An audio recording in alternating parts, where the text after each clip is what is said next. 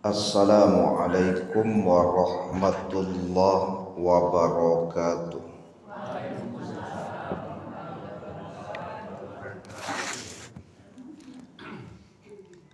Hamdan wa syukran lillah, salatan wa salaman ala rasulillah.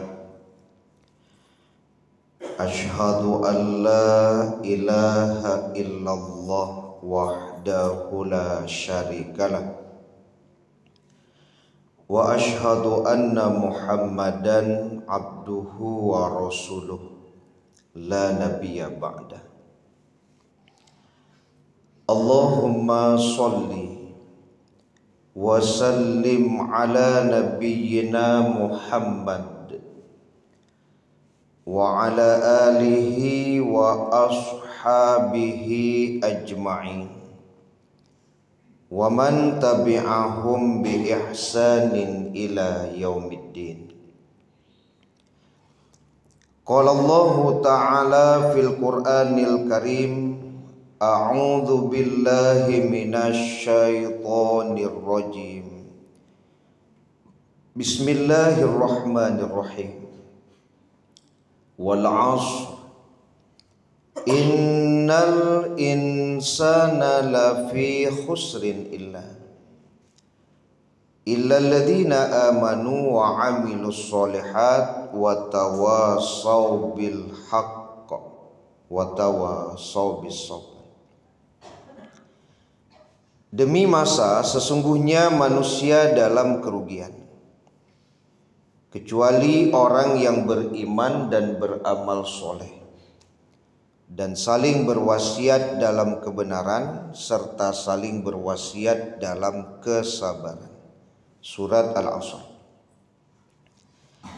Yang sama-sama kita hormati Ketua dan Pengurus Masjid Baitur Rahman, kemudian Bapak Ibu jamaah subuh yang dirahmati Allah, santriwan dan santriwati. Tadi leta dengan suara awak lah hilang saya. Ya alhamdulillah ya, sudah bersama kita tadi subuh berjamaah ya. Bapak Ibu jamaah subuh yang dirahmati Allah, alhamdulillah, puji syukur kehadirat Allah Subhanahu wa taala atas limpahan taufik dan hidayah Allah. Kita baru saja mendirikan sholat subuh berjamaah, dan hari ini kita sudah berada di tanggal 1 Rabiul Awal 1447 Hijriah. Semoga Bapak Ibu tidak lupa untuk mengamalkan apa yang diajarkan Rasulullah ketika terjadi pergantian bulan dengan tampak atau wujudnya hilal. Mungkin lupa loh. Tadi malam harusnya kan baca doa itu, ya kan? Allahumma ahillahu alaina bil amni wal iman wassalamah wal islam rabbi wa rabbukallah hilalu rushdin wa khairin. Jadi ada 12 kali kesempatan kita dalam 1 tahun untuk membaca doa itu. 12 kali. Yang boleh jadi 12 kali. Kau yola dak lo tak baca sekali lah. Balai lewat saya baru tahu gini kan itu. Ya, harus diawasi betul kan itu pergantian bulannya. Ya, karena sekali lagi kata ulama, doa itu mengantarkan keberkahan seorang hamba di setiap bulan yang dilaluinya. Itu hebatnya doa itu. Ya. Jadi rugi rasanya kalau tidak mengawalinya dengan doa tersebut. Kemudian selawat dan salam kepada Nabi kita Muhammad sallallahu alaihi wasallam, keluarga beliau, sahabat beliau, pengikut-pengikut beliau yang mengikuti beliau dengan ihsan sampai hari kemudian. Semoga kelak di hari kiamat kita mendapatkan syafaat dari Rasulullah sallallahu alaihi wasallam. Amin. Untuk yang terakhir ini, waktu saya ceramah di sebuah masjid, ada jamaah yang sepertinya tidak sependapat dengan bahasa syafaat dari Nabi. Ustaz, syafaat itu dari Allah Ustaz, bukan dari Nabi. Wah, kan nih kalau kecil beliau. Jadi beliau tidak sepakat dengan bahasa syafaat dari Nabi. Ya, kalau di akhir tadi kan semoga kita mendapatkan syafaat beliau kelak di hari kiamat kan itu. Nah, jadi kata beliau itu bukan syafaat Nabi Ustaz, itu syafaat itu Allah. Betul, syafaat itu milik Allah. Tapi Allah memberikan izin kepada Nabi Muhammad untuk bisa memberikan syafaat kepada umatnya, kan itu sebenarnya Pak. Bukan milik Nabi syafaat, betul syafaat itu milik Allah. Nabi diberi izin oleh Allah untuk memberikan syafaat kepada umatnya, itu dia Pak. Karena kan pernah kita bahas sebelumnya kan, dengan membaca doa setelah azan saja kan ada jaminan tuh, halat lahu syafaati yaumal qiyamah, halal baginya syafaatku kelak di hari kiamat. Memang itu namanya Pak, syafaatku itu kan syafaat Nabi namanya itu. Ya kan, tapi kalau beliau tidak sepakat tuh baju lah, silakan lah kan itu. Ya sama juga dengan Al-Quran kan, fasyafi'ni fihi kan, izinkan aku ya Allah memberikan syafaat kepadanya, karena dia sudah baca aku, walaupun matanya mengantuk, ya kan, godaan lalok tinggi, tapi ambonya baca juga, agi syafaat untuk inya ya Allah. Akan berarti kan minta ada izin gitu Pak dari Allah terhadap Al-Quran untuk memberikan syafaat. Sama juga dengan puasa begitu juga kan, fasyafi'ni fih, karena aku dia tidak makan, dia tidak minum siang hari, maka izinkan aku ya Rabb untuk memberikan syafaat kepadanya. Ya tidak ada masalah. Ya, semoga sekali lagi kita mendapatkan syafaat kelak di hari kiamat. Termasuk pendapat ulama ada syafaat dari orang soleh Pak, ada. Boleh jadi nanti ada sahabat-sahabat kita Bapak Ibu yang bisa menolong kita nanti di hari kiamat. Iya Pak, kan kita baca riwayat tuh yang pernah kita bahas dulu. Nah, seseorang ketika akan masuk ke dalam surga terdengar Pak teriakan yang ternyata dia kenal betul nih suara ini kan itu. Aku suara kawan ambo kan itu. Yang sama-sama bermajelis dulu di Masjid Baitur Rahman, tahu model itu Pak. Ya kan? Nah, maka dia memohon kepada Allah kan, Allah keluarkan Pak orang itu dari neraka dengan sebab apa? Permintaan dari sahabatnya tadi kepada Allah untuk memberikan syafaat. Bisa. Nah itu sedikit, kalaupun ada yang tidak sependapat ya silakan. Ya. Baik, Bapak Ibu jamaah yang dirahmati Allah, pagi ini kita akan mengulang kembali pembahasan tentang hadis Rasulullah SAW. Yang sebenarnya hadis ini di awal-awal juga pernah kita bahas. Tentang 4 golongan yang dilaknat oleh Allah. Jadi 4 golongan yang dilaknat oleh Allah. Apa arti laknat Allah? Laknat Allah artinya seseorang itu menjadi jauh dari rahmat Allah. Itu makna laknat. Jadi kalau seseorang sudah dilaknat Allah, maka dia akan jauh dari rahmat Allah. Jauh dia. Dan dengan laknat Allah, bahasa laknat itu menunjukkan bahwa dosa tersebut adalah dosa besar.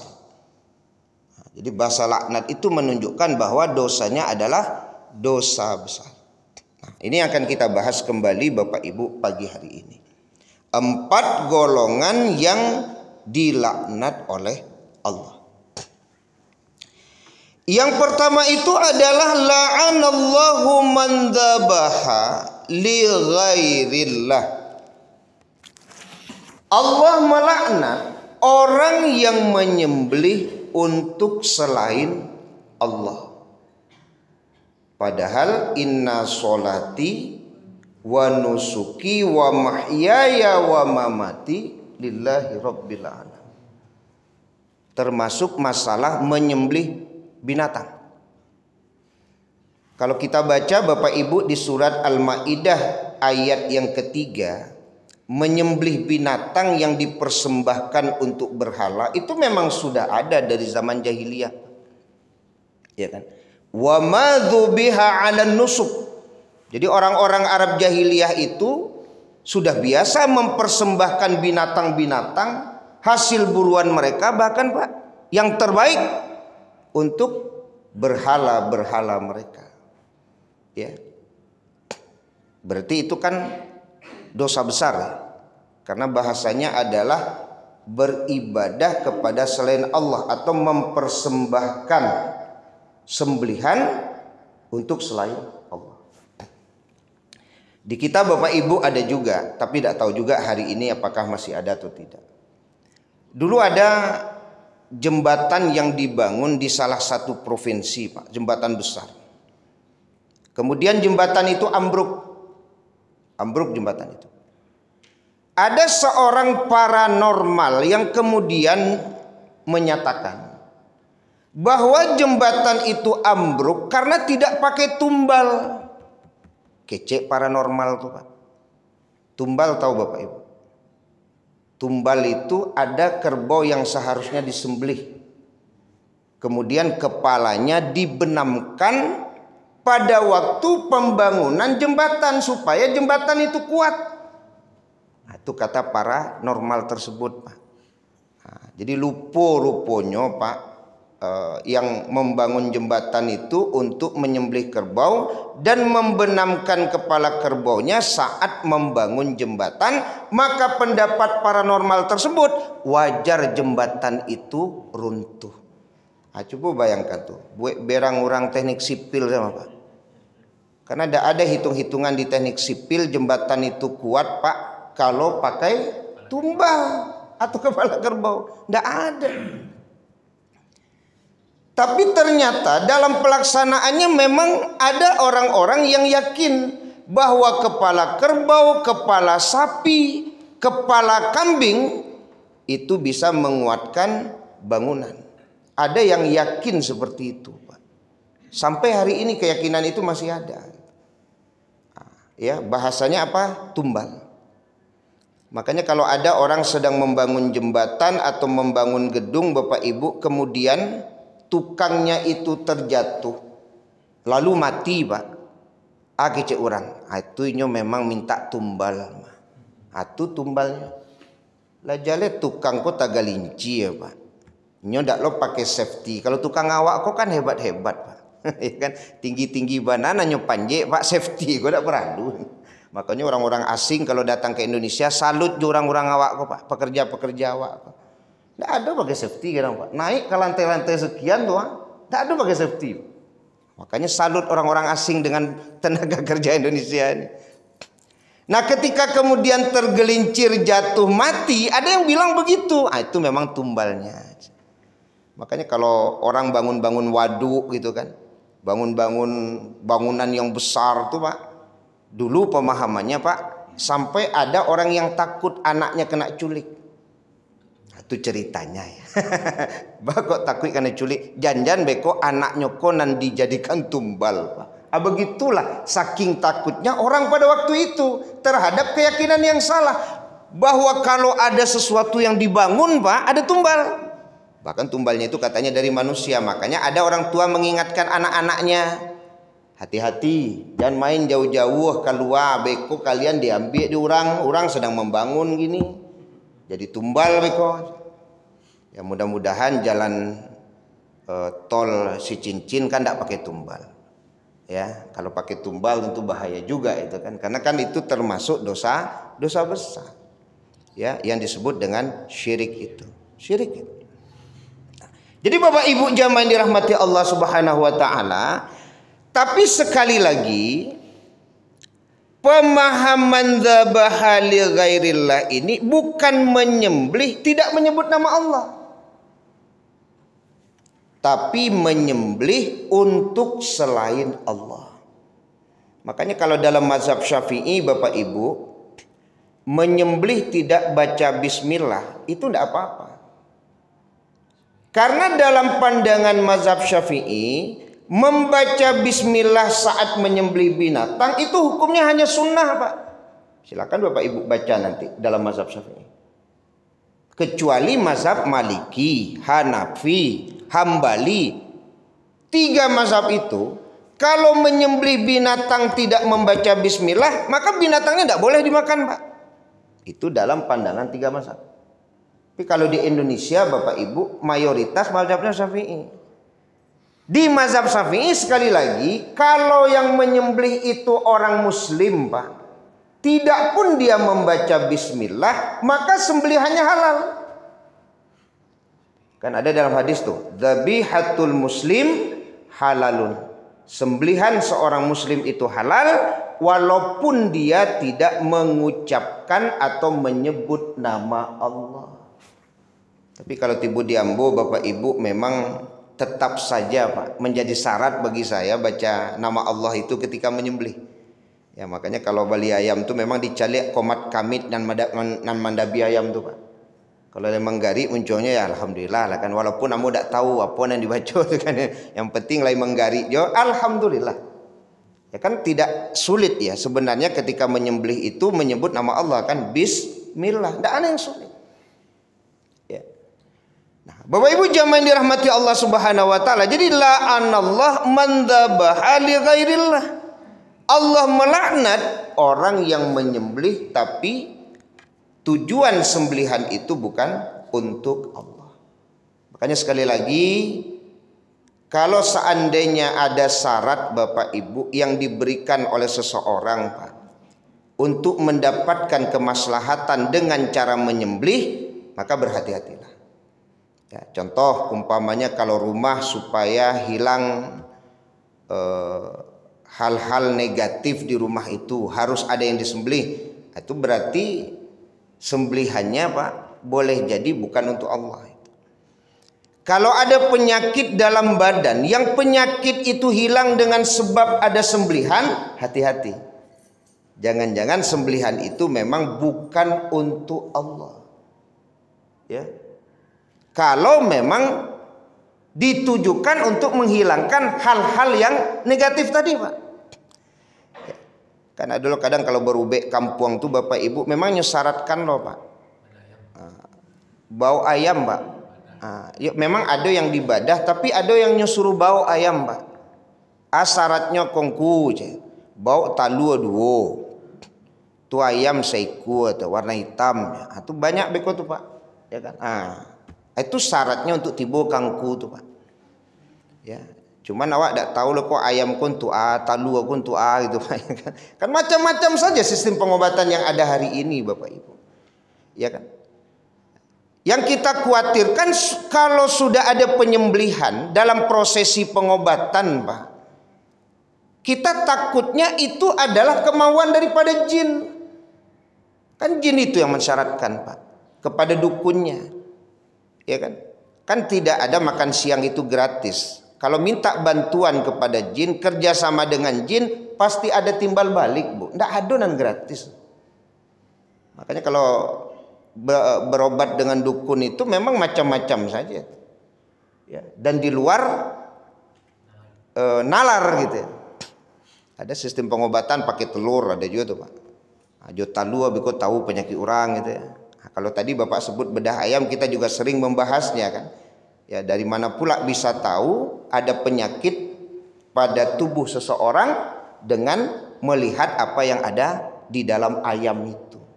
Itu kan tidak masuk dalam akal kita. Nah, jadi Bapak Ibu jamaah yang dirahmati Allah Subhanahu wa taala, kalau pernah kita melakukan perbuatan-perbuatan ini, maka mohon ampunlah kepada Allah.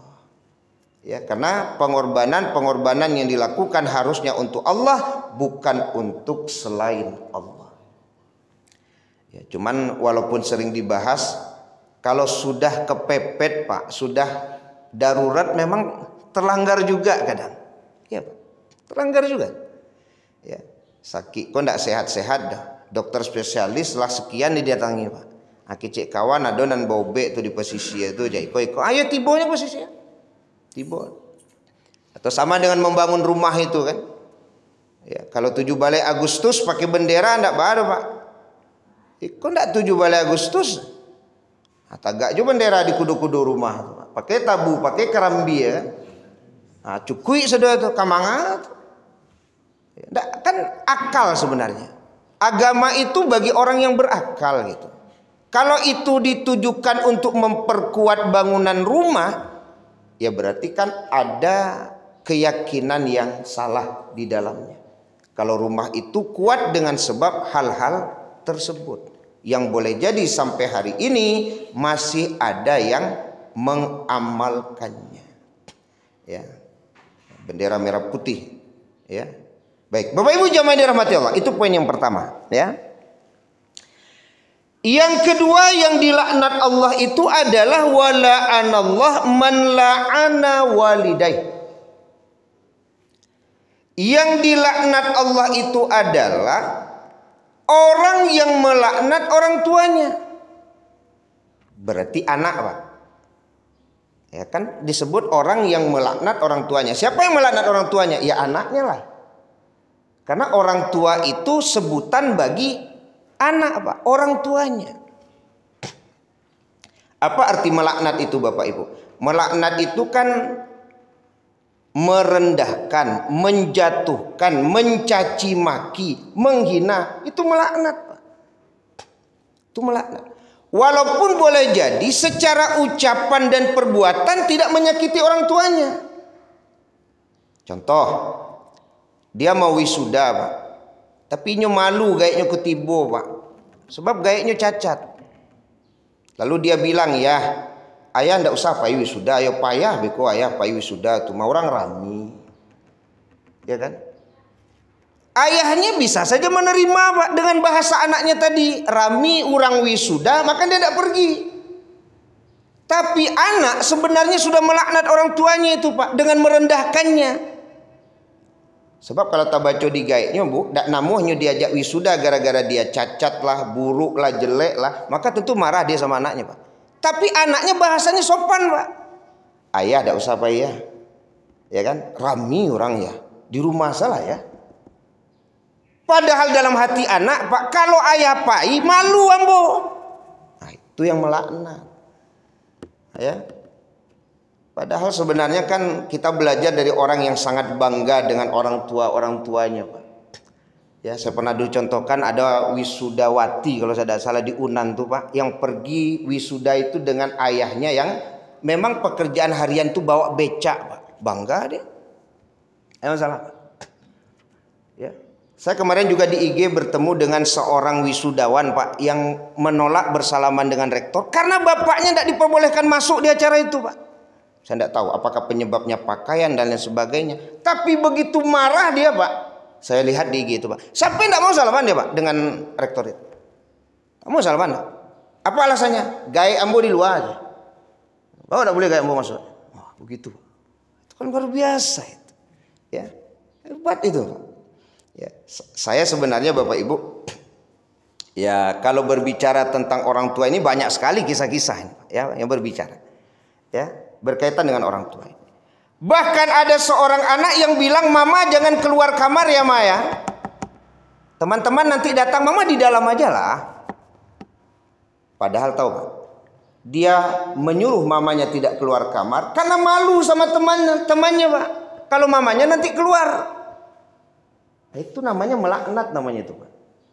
Walaupun secara bahasa dia tidak kasar sama mamanya, tapi secara niat dia sudah melaknat orang tuanya. Itu yang laknat. Jadi kalau ada anak gini, Pak, merasa malunya juga Pak, itu sebenarnya melaknat itu. Apapun lah. Di mana letak malunya? Malu awak ama tuh gak ngecek sama orang kampung. Ya. Lah, udik. Nah, kalau dibawa acara-acara tuh malu awak tadangan di kawan-kawan bahasa mama tuh aja. Amaknya nyokecin bahasanya udik, Bu.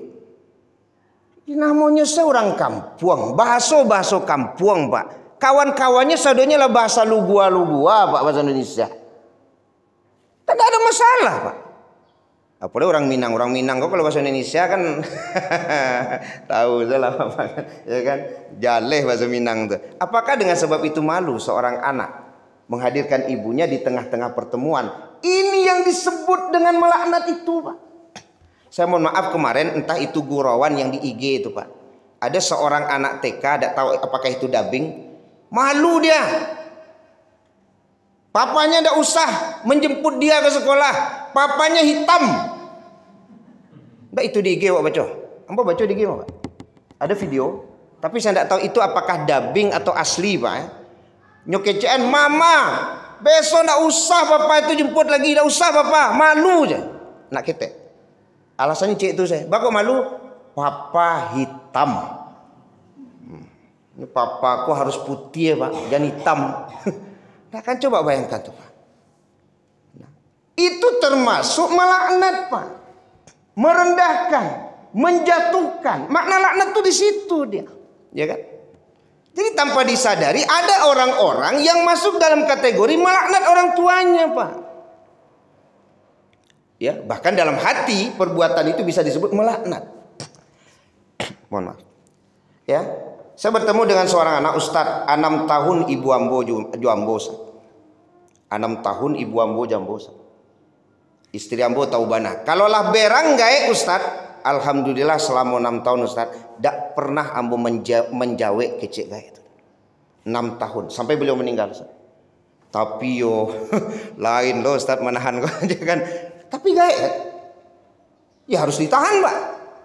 Namanya saja memuliakan orang tua ibu. Kita saja memuliakan guru. Lai salah guru tuh Bu, tidak berani wak mengecek ke guru tuh. Itu bahasa kemuliaan. Itu bahasa kemuliaan tuh. Lai salah guru tuh Pak, tidak berani wak menyampaikan. Saking kita memuliakan guru Pak. Nah, begitu harusnya dengan orang tua. Model itu harusnya juga itu Bu. Tidak berani mendebat gaya kok dong. Walaupun sebenarnya tahu Pak gaya kok salah. Kira-kira begitu makna dapat. Ya. Jadi Bapak Ibu zaman dirahmati Allah Subhanahu wa taala. Jadi beliau bilang Pak 6 tahun nambah Ustaz, nambah tahan. Ya, itu dia. Sampai di sosial media juga saya melihat ini kan sosial media Pak. Nyoberangan nyujugaiknya Pak. Cewek itu hanya menunduk ya. Amanya berang Pak. Nyoberangan nunduk. Pai gayanya Pak langsung keluar jurus-jurusnya. Apa komentar di IG tadi? Ya kalau bisa sebenarnya Pak dengan kekuatan ini tuh Pak, hanya kan atlet kok, bisa saja kan. Tapi itulah makna kemuliaan tadi, memuliakan ibunya, walaupun mungkin tidak tahan tadi itu kan bisa melakukan sesuatu. Tapi dia tahan Pak.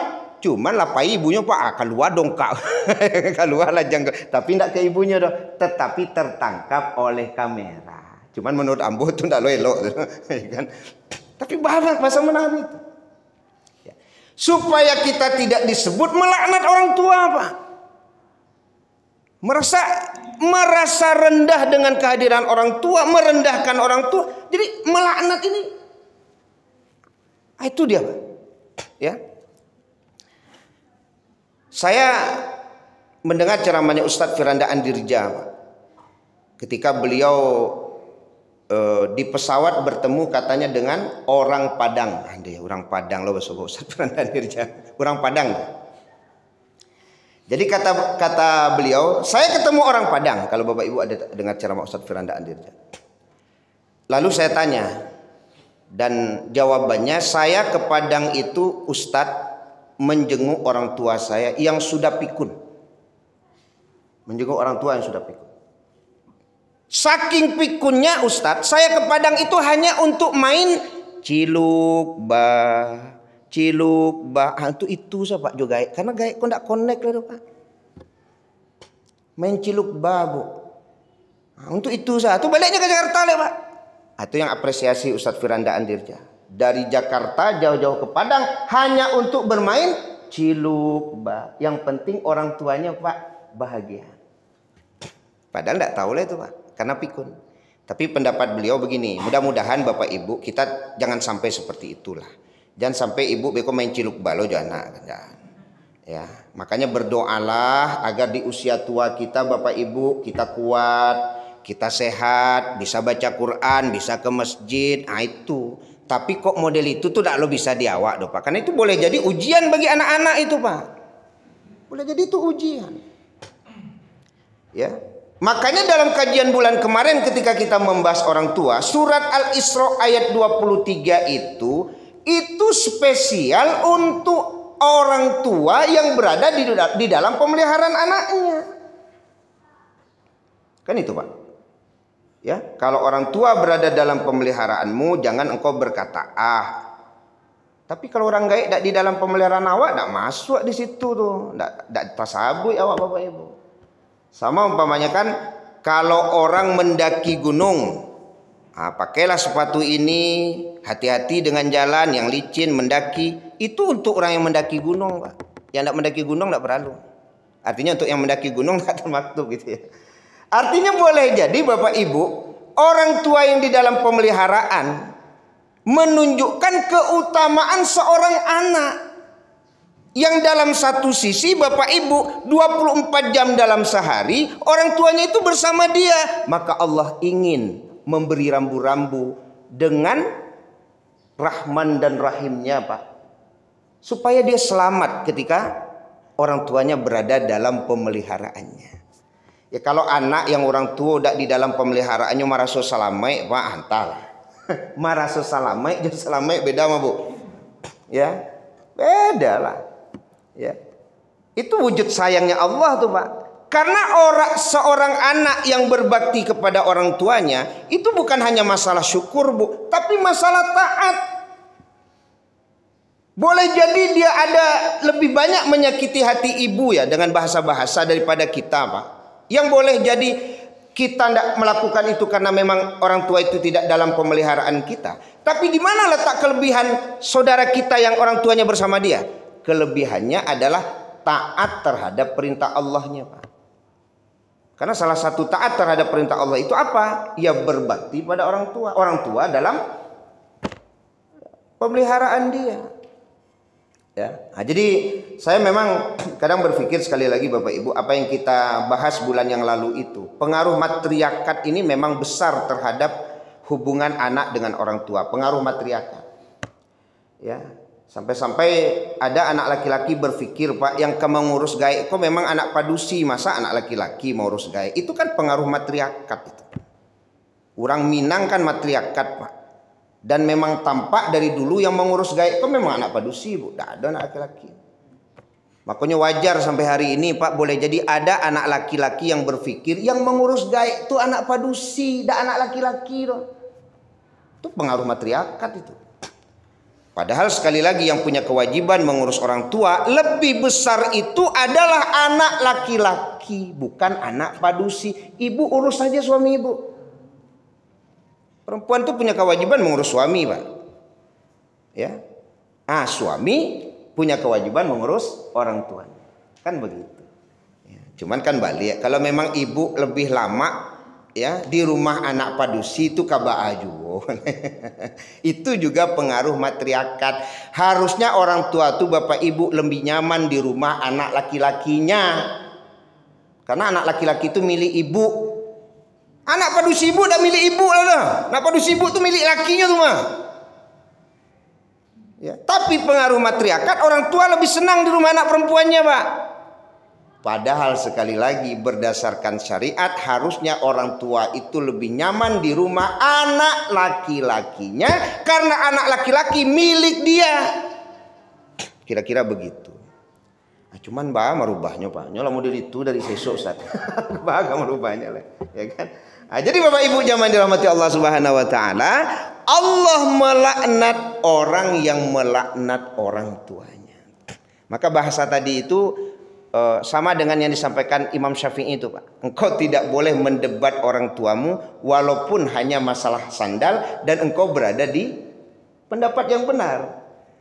Karena kalau sempat orang tuamu diam dengan sebab takut, maka engkau durhaka pada orang tuamu. Makanya Bapak Ibu, kalau orang gaib di rumah awak, bagaknya bersyukur Bapak Ibu. Bagak dalam pengertian tak takutnya, Pak. Kau salah kau mah. Nak, kau salah. Hebat tuh. Tando lain maraso milik orang gaib rumah. Kok ada lo gaib kuncun saja di rumah anak. Takuinya ibadah tak ketakui. Anaknya lah yang membuat dia takut berada di rumahnya. Maka saya sampaikan kalau bapak ibu punya orang tua mertua yang lain masih, itu luar biasa.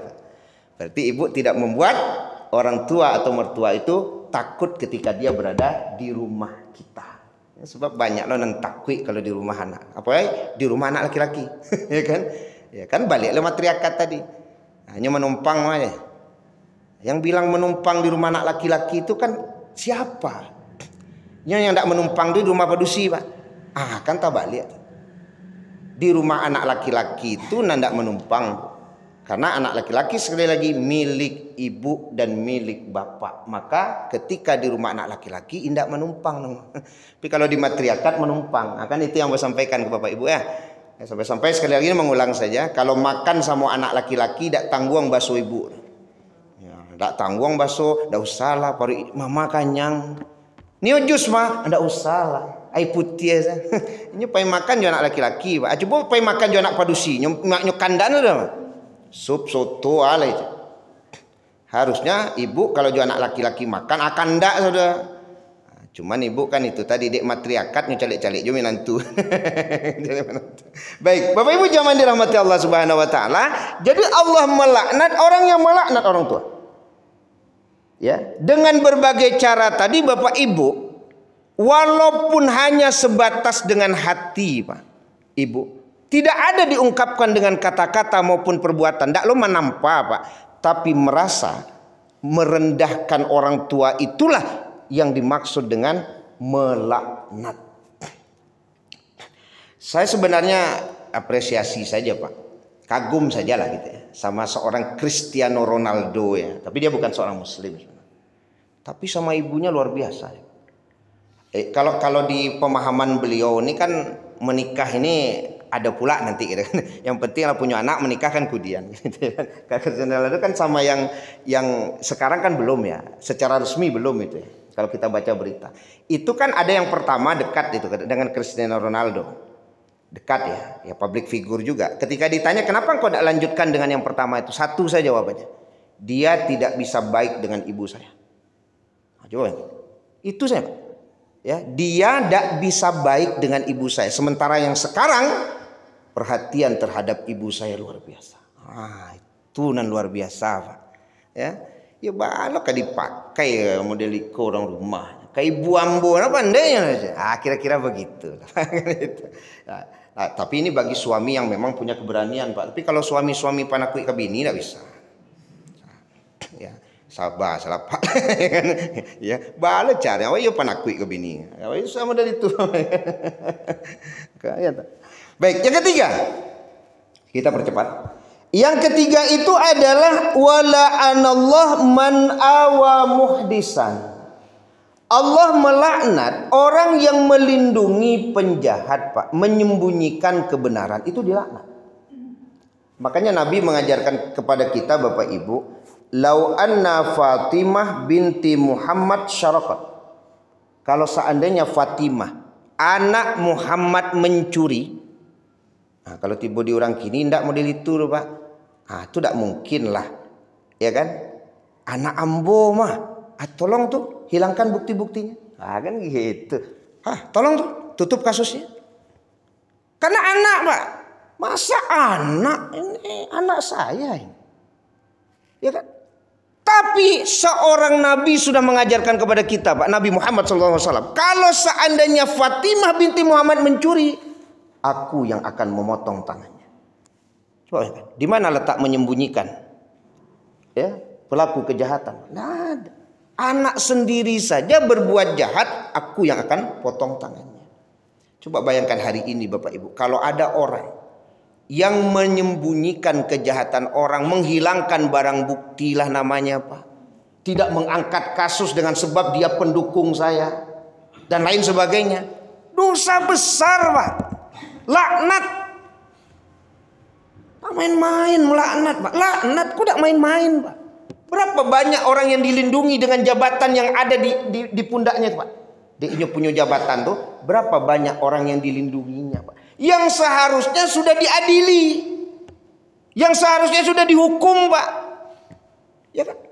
Tapi tidak dihukum Pak, tidak diadili. Kenapa? Karena masih ada yang menutup-nutupi, karena masih ada yang melindungi Pak, dengan berbagai macam alasan. Orang yang menutupi kejahatan ini Pak, siap-siap akan dilaknat oleh Allah. Laknat Pak, main-main laknat ini. Ya, kalau awak kan model itu. Kan mungkin loh, ya kan? Kadiangke kasus Inyosa, dake jombo, kawan nambo kan itu. Ada main-main nih kasusnya, Pak. Termasuk pengacara-pengacara itu kalau tidak hati-hati, Pak, bermain-main dia dengan bukti-bukti, Pak. Siap-siap sajalah laknat Allah bagi mereka. Laknat. Terakhir. Yang terakhir Bapak Ibu jamaah yang dirahmati Allah, yang dilaknat itu adalah wala'anallah man ghayyaral manar. Allah melaknat orang yang menggeser batas batok tanah. Batas atau patok tanah. Makanya saya berpikir kalau pagar aku memang rancak permanen, Pak. So, kalau siap diukur lah permanen selesai. Inyo yang menggoda aku paganan buka pasang, Pak. Kadang lapuk pagar aku tuh baganti. Pas mengganti itu berpikir tuh di maka dipancang. Pakai pancang gue dalam nampak yang geser lah kamu kos ketek dak ada. Tambah laweh Pak kabunnya gara-gara digeser pancang. Tambah laweh lah. Padahal tambah lawehnya sejengkal Pak. Tapi gara-gara itu dia dapat laknat Allah Pak. Ya kan? Bahkan ada sebuah hadis, satu jengkal tanah saja yang diambil yang bukan milik kita akan dibenamkan ke bumi lapis 7 pada hari kiamat. Merasa ya Pak. Ya. Dan awak marah saya karena sumpah diurang Bu. Setiap orang lalunya sumpah ya awak Pak dulu bisa lalu oto kini ndak. Aku gara-gara ibu nan seorang kok. Oh ini itu. Ibu bako ibu nan karena pagar ibu berjalan. Ya sebenarnya ndak pagar berjalan, ibu nan menjalanan pagar. Aku contoh saja. Mudah-mudahan ibu tidak termasuk orang yang suka menggeser-geser pagar. Kalau kamu menggeser pagar, tubuh ke dalam gesernya jangan keluar. Ke dalam Ustaz ketik lah tanah ambo. Itu harusnya. Kan? Kalau menggeser itu ke dalam. Boleh tanah kau, jalan kau tambah lapang. Itu baru mantap. Setiap orang lalu. Wis mantap lah.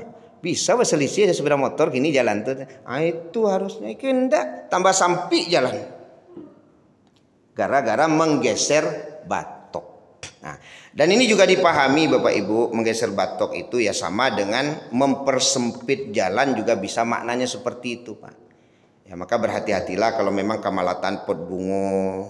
Ya lataan lah. Tapi jangan gara-gara pot bungo Pak. Dapat sumpah orang tiap pagi Pak. Kok gara-gara pot bungo nan cie kok. Gara-gara pot bungo cie Pak tiap pagi dapat sumpah dari orang anjaan lah pot bungo itu jangan juga di situ letak. Itu contoh. Mudah-mudahan tidak ada di awal itu. Ya. Baik. Bapak Ibu jamaah dirahmati Allah Subhanahu wa taala. Allah melaknat orang yang menggeser batok tanah. Cuman tak pikir dia mbok kini ada aturan negara Bapak Ibu, tanah 2 tahun yang tidak diolah siap-siap akan diambil alih oleh negara. Apakah negara tidak termasuk nanti mengambil hak orang kan itu saja.